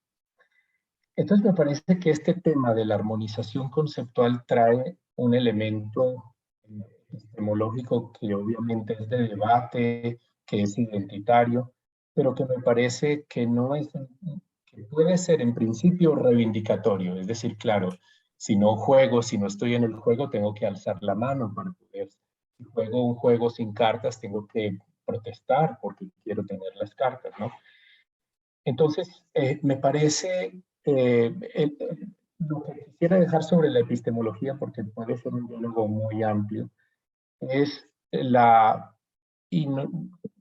tema de la universalidad y de la universalización a través de la digitalización, etc. Y tal vez de la poca necesidad de hablar de epistemologías del sur. ¿Por qué? Porque vinculan tanto el mismo extremo que una epistemología del norte. Porque es reivindicatoria, es fundamental, pero pasar en lo que he denominado epistemologías meridionales permiten ir de todos los usos, permiten hablar con suecos, con noruegos, con uruguayos, sobre temas y sobre todo porque, mira, estarás seguramente familiarizado que en el lenguaje de la filosofía y de la sociología, tanto bordiana como en la filosofía rickeriana o en la teoría o en las teorías de interpretación, el término de inclusión no existe. Existe el término de integración. Y este es un término muy interesante porque la integración, igual que la afiliación, para nombrar a los dos, es un tema personal y es un tema de construcción de la comunidad. Entonces, esta primera parte que quiero dejar clara es la necesidad de sobrepasar esos discursos de extremo a extremo para hablar de una epistemología meridional que me permita hablar tanto de lo local como de lo global en términos no de reivindicación, sino en términos de derecho, ¿no? Bueno, eso sería lo primero. Y esto te lo digo porque va más allá de este contractivismo habermasiano del mundo feliz, pero operado por un eurocentrismo. Entonces, ahí la epistemología nos permite pasar, por ejemplo, como dice Semmelman, no de repetir fórmulas teóricas, sino de generar pensamiento epistémico. Y ese pensamiento epistémico es emancipatorio, libre. Es muy importante lo que planteas así, pero te pondría un poquito de pimienta ahí como para debatir sobre Claro. del tema de reivindicar una pedagogía del sur o del norte o del centro en lugar de hablar de una universalidad. Y te lo digo también por un elemento, y con esto termino este primer punto, con un elemento importante de lo instituido e instituyente y Castoriadis. Esto tiene que ver también con el tema, y paso al segundo tema, los debates cíclicos sobre la literacidad, que a mí me parece fantástico que lo digas de una manera tan directa. Y es que el término, claro, carga todo un episteme, pero este episteme del término de literacidad aparece vacío. Aparece vacío en el sentido que desconocemos, que llamamos literacidad a la pedagogía crítica, a la pedagogía conceptual, a la pedagogía situada.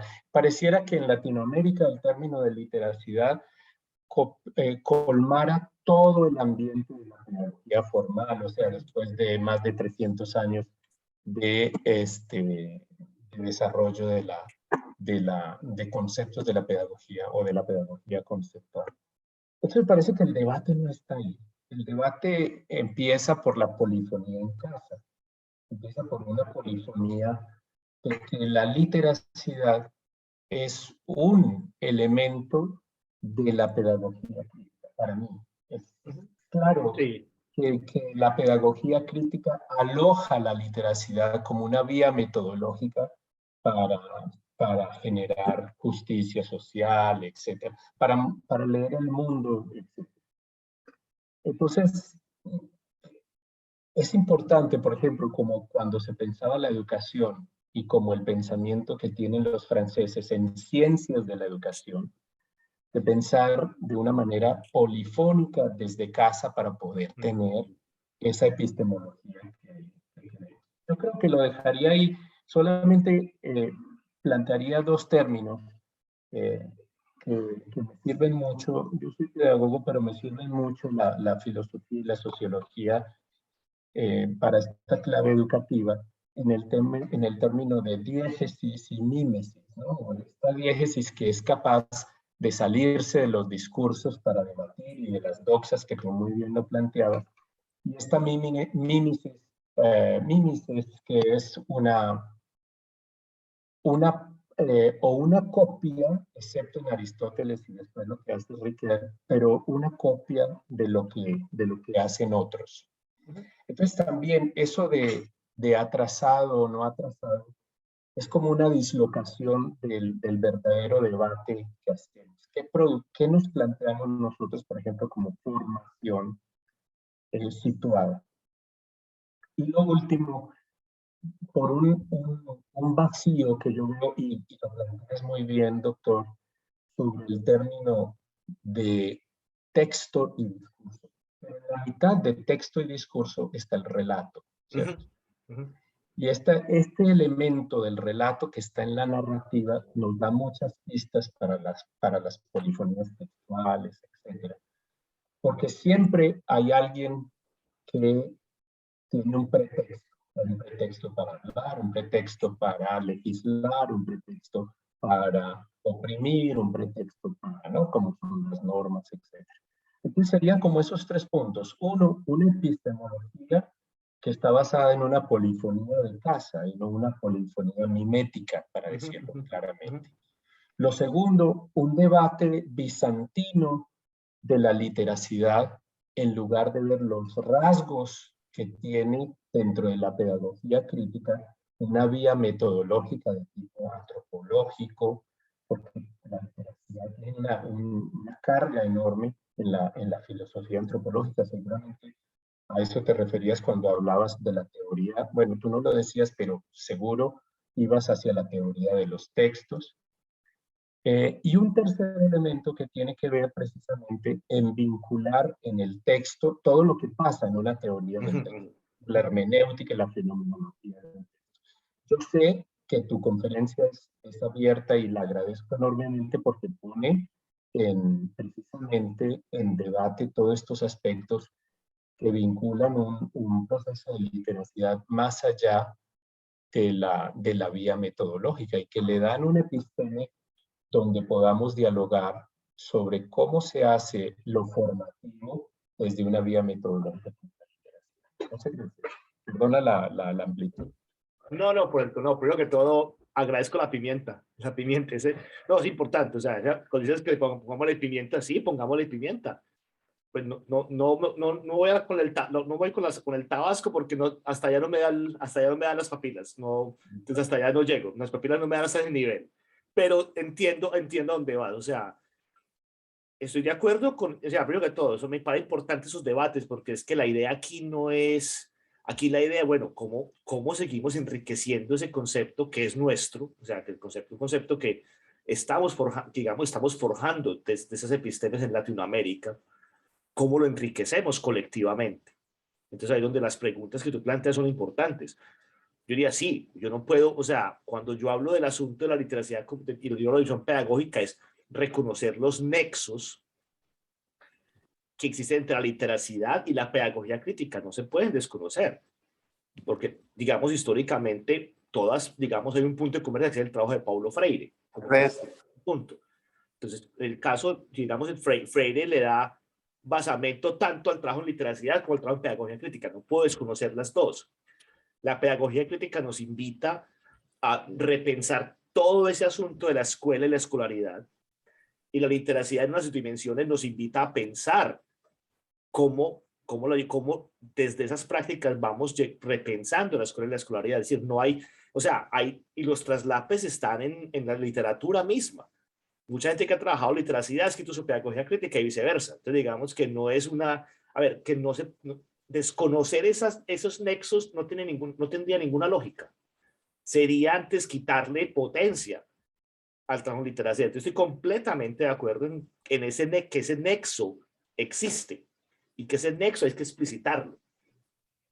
En el trabajo que se ha hecho en América Latina, el trabajo que han hecho gente en el mundo anglo como McLaren ha hablado se ha movido en los dos campos, Henry Giroux se ha movido en los dos blancos, Colin Lankshear se ha movido en los dos campos, y así sucesivamente. En América Latina también tenemos gente moviéndose. Yo digo que cuando tú trabajas el tema crítico y estás en la escuela, si yo trabajo literacia crítica, tengo que trabajar pedagogía crítica. O sea, yo no puedo deslingar, no, es una relación casi que cíclica. O sea, ahí sí concuerdo con tu afirmación. Yo no puedo deslindar, sobre todo cuando me muevo literacidad en el contexto escolar, yo no la puedo deslindar de la pedagogía crítica porque es que tienen fines aledaños.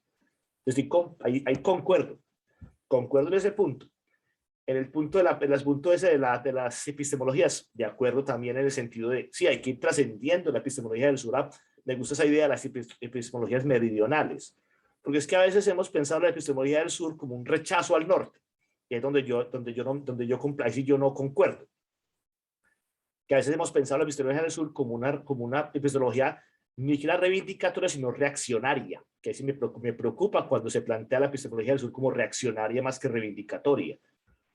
Porque entonces se vuelve la reacción de, no, es que no podemos leer lo que se hizo en inglés, porque entonces, yo no puedo desconocer 50 años, si hay comunidades académicas que me llevan 30 años de ventaja, tengo que mirar qué han hecho. No para replicar, sino para innovar, pero yo no puedo innovar, yo no puedo innovar desde la ignorancia. O sea, digamos, en ese sentido, esa meridionalidad es importante. Yo no puedo innovar desde la ignorancia. Yo innovo desde un conocimiento amplio de los campos, desde un conocimiento amplio de las áreas de conocimiento. Desde ahí entonces, literacidad ha podido convertirse en lo que es. No es porque estamos replicando el trabajo sino ni porque estemos aprendiendo, está porque vivo la tradición y de ahí tomamos distancia o nos acercamos, porque, insisto, a mí esa polarización de sur-norte es perniciosa porque el global sur no son conceptos, ni siquiera no son conceptos geográficos, son conceptos geopolíticos. como lo hablaba en algún momento con académicos de otras partes de Europa, decían, nosotros somos un global también. Me decían en ciertos países, me decían, nosotros no somos del norte global, nosotros somos un global como ustedes. Sí, que la brújula me pone en el norte, otra cosa muy distinta, pero la brújula y las relaciones de conocimiento son dos cosas que operan distinto. Entonces, ahí concuerdo en que es trascender esas polarizaciones y trascender esas posturas, digamos, reaccionarias a buscar posturas constructivas.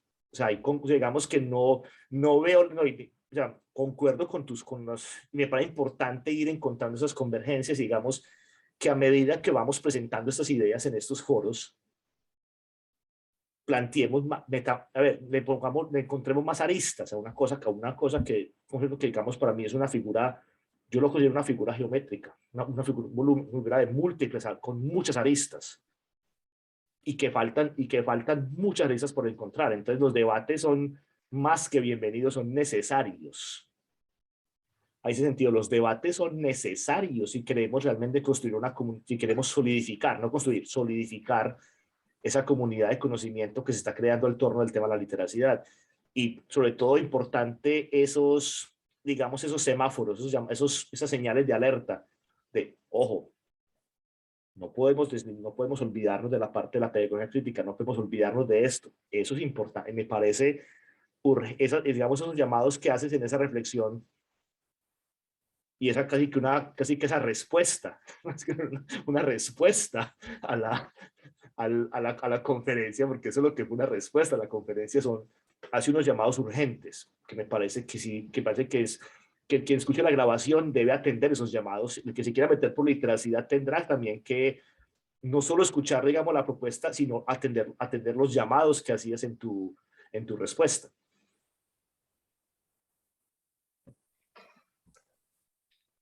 Creo que queda un aspecto importante, doctor Raúl, sobre el tema de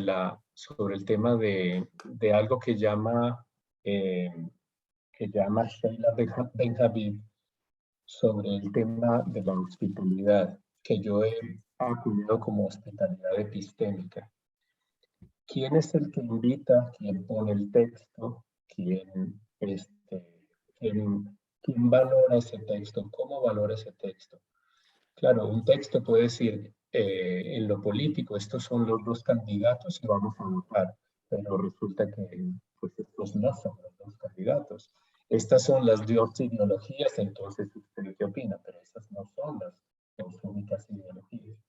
Entonces me parece que lo formativo tiene un impacto o una influencia muy, muy grande en el sentido de, cuando tú hablabas de descentrar, y ahí está muy, muy importante este concepto geopolítico, geodiscursivo también, de la descentración para poder generar esa polifonía textual. Los griegos colocaban un pretexto a un escribano que iba relatando lo que gritaban en el coro o en el ágora las personas que querían participar mientras se leían las historias épicas, por ejemplo, de Homero, y se iba reescribiendo el texto. O sea que es un texto que no termina, ¿no? Es un texto totalmente dinámico. Y eso me parece un elemento fundamental para lo que pensamos nosotros como la inmediatez del texto, ¿no? O sea, queremos tener textos que ya están, leyes que ya están cristalizadas, conceptos que están cristalizados, y no nos damos cuenta que precisamente esos conceptos están en constante dinamismo. Sí, así es. O sea, sí, yo también concuerdo en eso, en los conceptos. A mí no me gustan los conceptos. Yo, digamos, cuando trabajo marcos conceptuales, los considero son dinámicos, en el sentido de que están en constante evolución. O sea, yo nunca considero que un marco conceptual quedó listo. O sea, porque se publicó no quedó listo. No, se publicó la versión X.0 de ese marco, pero eso sigue operando. Y es importante reconocer ese carácter, digamos, digamos, usando ideas de no materialismo, ese carácter no humano, el no humano de esa construcción, que siempre sigue cambiando. Esas conversaciones hay que continuarlas porque es digamos, esos debates están, o sea, ya digamos, estamos llegando a un punto en que, y eso es importante, por ejemplo, reconocer, digamos, que el poder llevar el debate a este nivel también da muestra de la madurez que hemos logrado en ese trabajo en la comunidad académica sobre literacidad en América Latina. Entonces, de nuevo, gracias por la respuesta, porque da por una conversación un buen debate y una conversación muy agradable sobre el tema. Bueno, respecto a este tema, a mí me gustaría como decir algo, porque justo cuando estabas hablando me recordó un artículo de Sayak Valencia que habla sobre lo queer, ¿no? Como teoría queer, Q-U-E-R-R, no, perdón, doble E-R, y lo queer, ¿no? C-U-I-R, ¿no? Y entonces ella habla de cómo esta fonetización españolizada de la teoría queer, ¿no? Pensándolo en teoría queer del español, ¿no? Desviada, impropia, es también como una forma de autolegitimarse y llena de significado geopolítico, ¿no? Que es de esto de lo que estamos hablando. Porque justo cuando hicimos el Día Mundial de la Literacidad, en la que también te invitamos, ¿no? Y tuvimos estas discusiones, tuvimos la discusión de si vamos a llamarlo el Día Mundial de la Alfabetización o el Día Mundial de la Literacidad. Dijimos, no, pues de la literacidad, ¿no? ¿Por qué? Porque nos estamos desmarcando etimológicamente y epistemológicamente de lo que significa la alfabetización. Entonces, no, concuerdo con lo que han dicho de que no hay que tener estas propuestas reaccionarias o posturas reaccionarias más bien, pero también sí, o sea, algo que me interesó de la conferencia fue justamente la literacidad como resistencia, ¿no? En este sentido, habría que... tantito. Pues sí, me... Ya, es que me distrae. Entonces, no, me parece como interesante que ciertamente no es caer en el lado reaccionario, pero sí hay una reivindicación geopolítica del trabajo que estamos haciendo y de las posturas que tenemos ante la academia global, ¿no? Independientemente de que sea la anglosajona o no. Podríamos tener a lo mejor posturas entre nosotros mismos, ¿no? Entre los mexicanos, colombianos, o sea, no es una cuestión, ¿no? De norte-sur. No. Y eso creo que es importante para también hablar de nuestra agencia, ¿no? Nuestra agencia como latinoamericanos, hacia dónde queremos llegar, ¿no? Con esta reconceptualización de los conceptos de los que has hablado, ¿no? De la alfabetización, la lectoescritura, la literacidad y demás. Bueno, y perdón por entrometerme. No, por el contrario, aquí, o sea, de nuevo, la conversación aquí, o sea, eso es una conversación, sí. Y es importante, o sea, a mí sí me parece importante eso, o sea, y me concuerdo con lo que, volviendo a la debate con César, el asunto no es de ser reaccionarios, pero sí de generar, o sea, uno puede generar resistencia sin ser, digamos, sin ser reaccionario, sino en el sentido de hay que resaltar el trabajo, y de nuevo, cuando lo ponemos, digamos, el análisis que yo he venido haciendo, que estoy haciendo un trabajo de estoy mirando y consultando con gente de diferentes, cuáles son los términos que están operando en otras lenguas para ir y me familiarizando. Ahora estoy también tratando de entender, estoy empezando ya a meterme también, por ejemplo, a entender todo el contexto de Escandinavia, pues por mi ubicación geográfica actual, pero también para conocer el campo, es cuáles son los términos en contienda, porque eso es importante, o sea, cuáles son los términos y cómo están respondiendo a esa presencia de los nuevos, digamos, de esas nuevas preguntas epistemológicas sobre eso de la construcción de los textos, la naturaleza de los textos, texto, relato, las ideas que plantean, etc.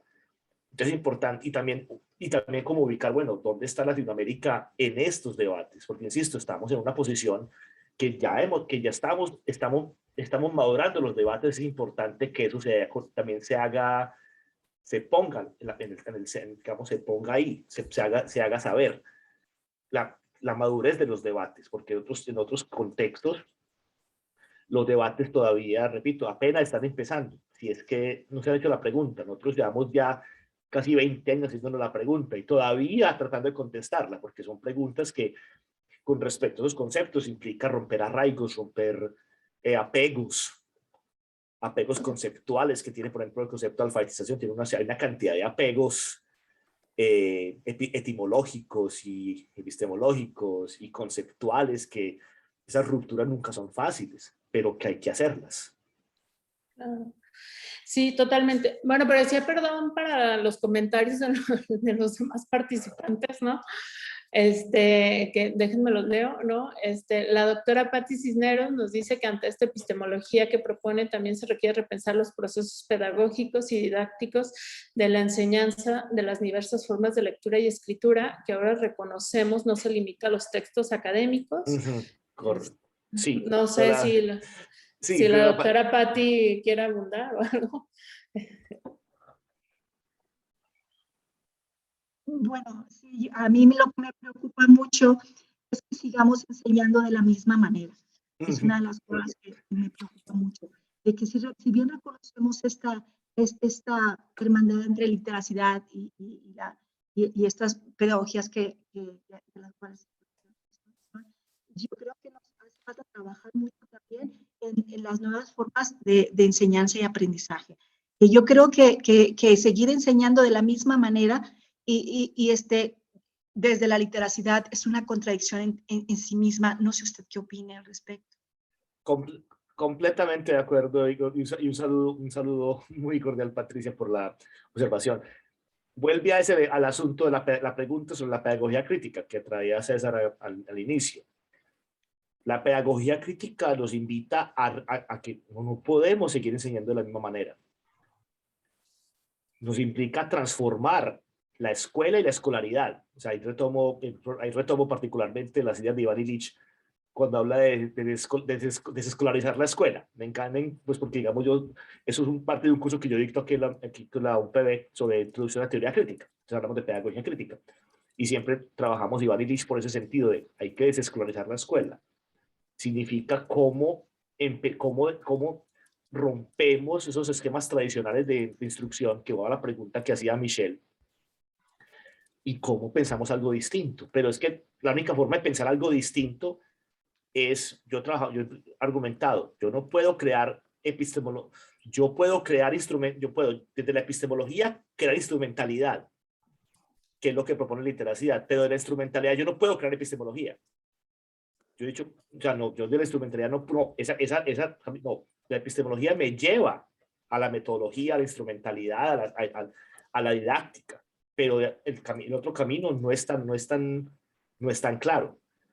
Entonces, la pregunta que nos tenemos que hacer, por ejemplo, es cómo esto no solo llega a las aulas, a los maestros, sino cómo esto va permeando la formación de los maestros en los programas de pregrado, porque ya hemos visto el efecto en los programas de maestría y estamos viendo el efecto en los programas de doctorado. Pero si no lo aterrizamos a los programas de pregrado, la formación de maestros en pregrado, entonces no, porque si vamos a esperar a que llegue la maestría para introducir literacidad, es demasiado tarde. O sea, sí, yo estoy de acuerdo en eso. Estoy de acuerdo en eso y yo creo, y yo les propongo a todos de que nos pongamos a hacer ese vínculo de esta epistemología con los procesos didácticos, con los procesos pedagógicos, que yo creo que ahí nosotros podemos aportar mucho y eso está por escribirse. Yo no sé, ya hay muchas propuestas, claro. Habrá que ver cuáles de esas propuestas que existen son las pertinentes para, en nuestro caso, para la maestría, o si ya están o habrá que crearlas. Hay unas que ya están y otras que habrá que crear, o sea, están las dos. O sea, pero digamos, yo he trabajado digamos, yo tengo un curso, pues, en mi caso particular, yo tengo un curso en la UPB en Medellín que se llama Métodos y Enfoques en Enseñanza de las Lenguas. Y le introduje una unidad sobre literacidad. Y a los estudiantes, cuando empezamos a hablar de ese tema, a ellos se les abren los ojos, como, no, eso es o sea, empiezan a ver las posibilidades, o la investigación que hago comenzando desde pregrado, cuando vemos la ciudad, y eso después lo pueden traducir al aula de clases, les transforma la práctica. Entonces, la pregunta es, sí, ¿cómo trabajamos desde la maestría? ¿Cómo le damos al doctorado? Porque necesitamos ese tipo de investigación. Necesitamos que las maestrías y los doctorados se metan en ese rollo de la literatura, pero necesitamos también aterrizarlo al pregrado, a la formación inicial de los docentes, porque ahí porque si lo logramos enganchar ahí, es mucho más fácil que eso empiece a permear las aulas y cuando vuelvan a la maestría profundicen y ya no tengamos que introducirlos, que no tengamos que arrancar desde cero en la formación posgradual. Yo creo que ahí hay una pista. Ahí hay una pista, doctora Patricia y doctor Raúl, si me permites, doctora Mayra, que tiene que ver mucho con el tema de la experiencia. En un currículo basado en contenido, la experiencia es pobre, ¿no? Entonces, el tema de la experiencia que desarrolla McKernan, que es discípulo de Eliot y a su vez de Ausfeld, ahí hay una conexión muy importante entre el contenido y la atención de conceptos y de prácticas. Mientras no medie la experiencia sensible de los sujetos, y en la experiencia tiene que haber posicionamiento. Entonces, me gusta mucho esta discusión de las polaridades geocéntricas y de las polaridades de mundo y de universo. Inclusive no debería ser ni siquiera pedagogía de mundo, sino pedagogía de literacidad universal, porque hablar de mundo ya es muy pequeño, ¿no? Entonces, estas posibilidades, y también hay otro debate precioso que tiene que ver con lo extralingüístico, que ese es otro tema fundamental. Pero básicamente, el tema de la distancia de la experiencia es un problema que tiene la pedagogía de la acción. Y por eso esas metodologías abiertas, participativas, etcétera, el generar investigación en el aula, el generar maestrías que tengan proyectos pegados a la comunidad, nos sacan un poco de todo ese teoricismo a lo que estamos acostumbrados como legado pues, de la tradición eurocentrista. Pero yo pienso que una pista formativa es eso que llamaba Jean-Claude Philot, que la educación tiene esa arma de doble filo, ¿no? El poder generar espacios de aprendizaje, pero también la formación es darle forma a algo que ya está un poco establecido. Entonces, ese doble filo es interesante porque permite entonces pensar una pedagogía que no sea instructiva, sino una pedagogía que sea basada, transformativa, ¿no? Sí. Bueno, y continuando, ¿no?, con los comentarios, José Vicente nos dice que en relación con la literacidad como pedagogía, ¿cómo superar dentro de un universo tan jerárquico como la academia las resistencias con respecto al conocimiento que traen nuestros estudiantes y que construimos junto a ellos? ¿Qué riesgos y qué esfuerzos representa hoy para los maestros e investigadores reconocerse como aprendices? Súper interesante. Sí, esa pregunta es muy interesante y a ver, ahí donde, digamos, un primer elemento es cómo romper la resistencia parte, digamos, es una responsabilidad que tenemos los que, digamos, ya tenemos ciertas posiciones dentro de la academia, es decir, los que tenemos, digamos, ciertas ventajas digamos, más tiempo, que tenemos ventajas, por ejemplo, como a nivel contractual o a nivel de posición, digamos, en el caso, por ejemplo, sé que en México usted tiene un sistema de clasificación de investigadores, que es análogo al sistema que tenemos en Colombia. O sea, sé que tiene un sistema, sé que no me acuerdo de las categorías, pero sé, por ejemplo, que así como en Colombia tenemos una categoría que se llama investigador senior, que es una persona que se le reconoce por su trayectoria, por sus publicaciones, por su formación de recurso humano. Usted tiene una categoría análoga en México. Sí, tenemos un sistema nacional de investigadores, ¿no? Sí, y ese sí. Pero ahí sé que hay una categoría máxima, ¿cierto? Sé que hay una categoría máxima. Entonces, por ejemplo, una de las responsabilidades, y ahí vuelvo, yo soy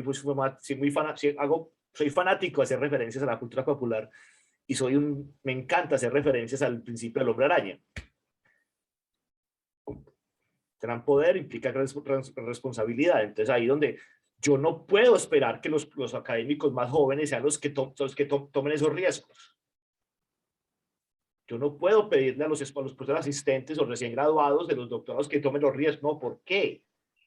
Si yo tengo la posibilidad, yo tengo un megáfono más duro, un megáfono más grande, tengo que utilizarlo.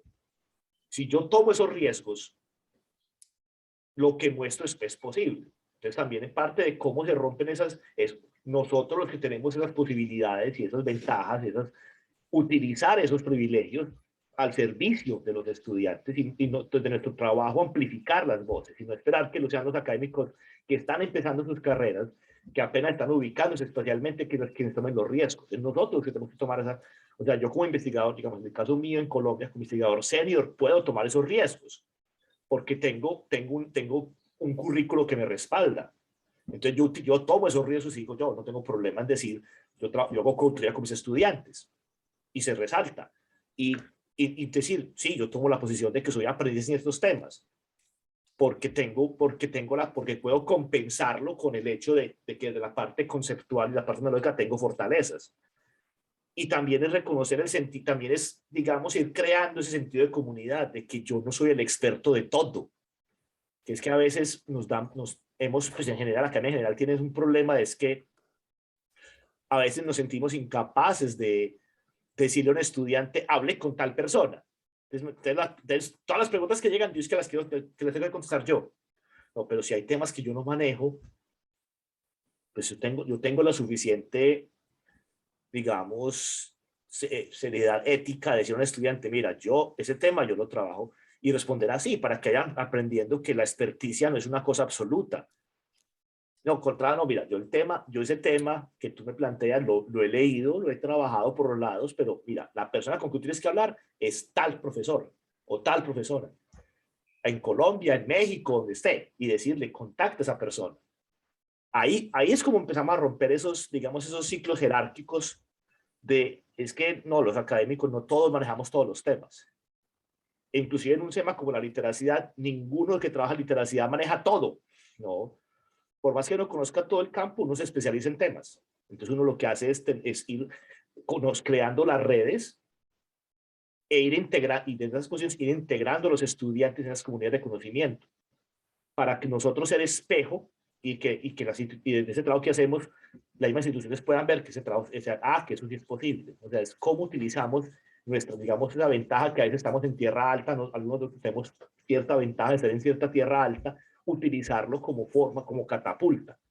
Entonces, digamos que parte ahí donde yo me pego mucho de la teoría crítica, y particularmente Escuela de Frankfurt, desde el asunto de la responsabilidad social de la academia. Entonces, la pregunta ¿cuál es la responsabilidad social de nosotros, los académicos? Y nosotros los académicos que ya tenemos, por alguna razón, por X o Y motivo, tenemos un nombre, tenemos una posición, tenemos una ventajita, ¿cómo la utilizamos? O sea, ahí es como yo contestaría la pregunta. Igual sabiendo que en el caso particular de José Vicente, esa pregunta es una pregunta que estamos construyendo, porque para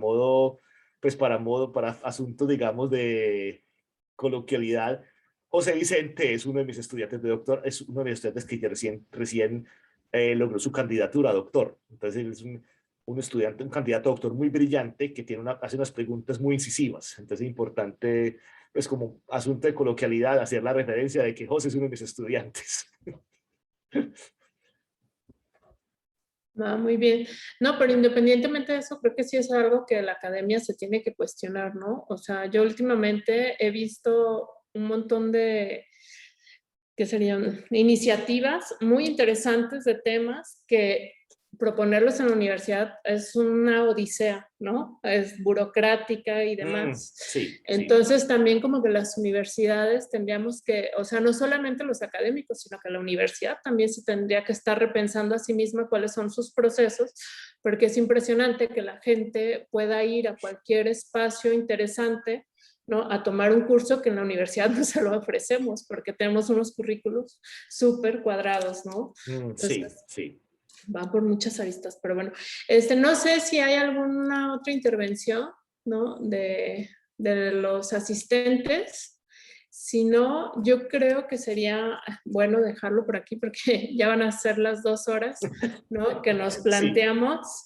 Y entonces nada más sería agradecer, ¿no? Al doctor Raúl Moro por su conferencia, ¿no? Y por esta amabilidad de la charla que se generó posterior, que me parece que ha sido muy enriquecedora. Ya varios han preguntado por la grabación, la vamos a subir en el transcurso de la semana al canal de Litrali. Ahí les puse el link en los comentarios del canal de Litrali, pero bueno, si no, pues ahí busquen en YouTube, ¿no? Litrali y les saldrá. Y pues nada, ¿no? Nada más agradecerles, los esperamos, cada mes tenemos sesiones, la próxima sesión no estamos muy seguras por las vacaciones, pero les avisamos con tiempo, ¿no? Y esperamos verlos, ¿no? Después, ¿no? Muchas gracias. A usted, de nuevo, pues para despedir a ustedes por la invitación, por la conversación, por la comunidad que seguimos creando. Ya yo lo decía, o sea, cuando hablaba con Patricia en la defensa de José Vicente, hablamos de eso, que ya hay más espacios, ya hay más posibilidades de tener estos debates, y que el hecho de que ya los tengamos es una muy buena seña, o sea, augura un muy buen futuro para el campo de la literacidad, que ya estamos elevando el debate más allá del asunto instrumental al asunto epistemológico fuerte. O sea, que eso demuestra la madurez de nuestra comunidad latinoamericana y la potencia de esta comunidad académica. Entonces, para mí es un honor poder participar de esta conversación, del debate. De nuevo, no, pues, si van siendo las 2 de la mañana aquí, pero ahí sí, como diría Facundo Cabral, de todas maneras valía la pena de todas maneras. Entonces, toda mi gratitud por este espacio, que para mí también fue muy enriquecedor, por las preguntas que me quedan para seguir, para volver a sentarme a tomar café y a pensarlas conmigo mismo y con mis estudiantes. Muchas gracias. Muchas gracias. Gracias por su asistencia. Hasta luego. Gracias.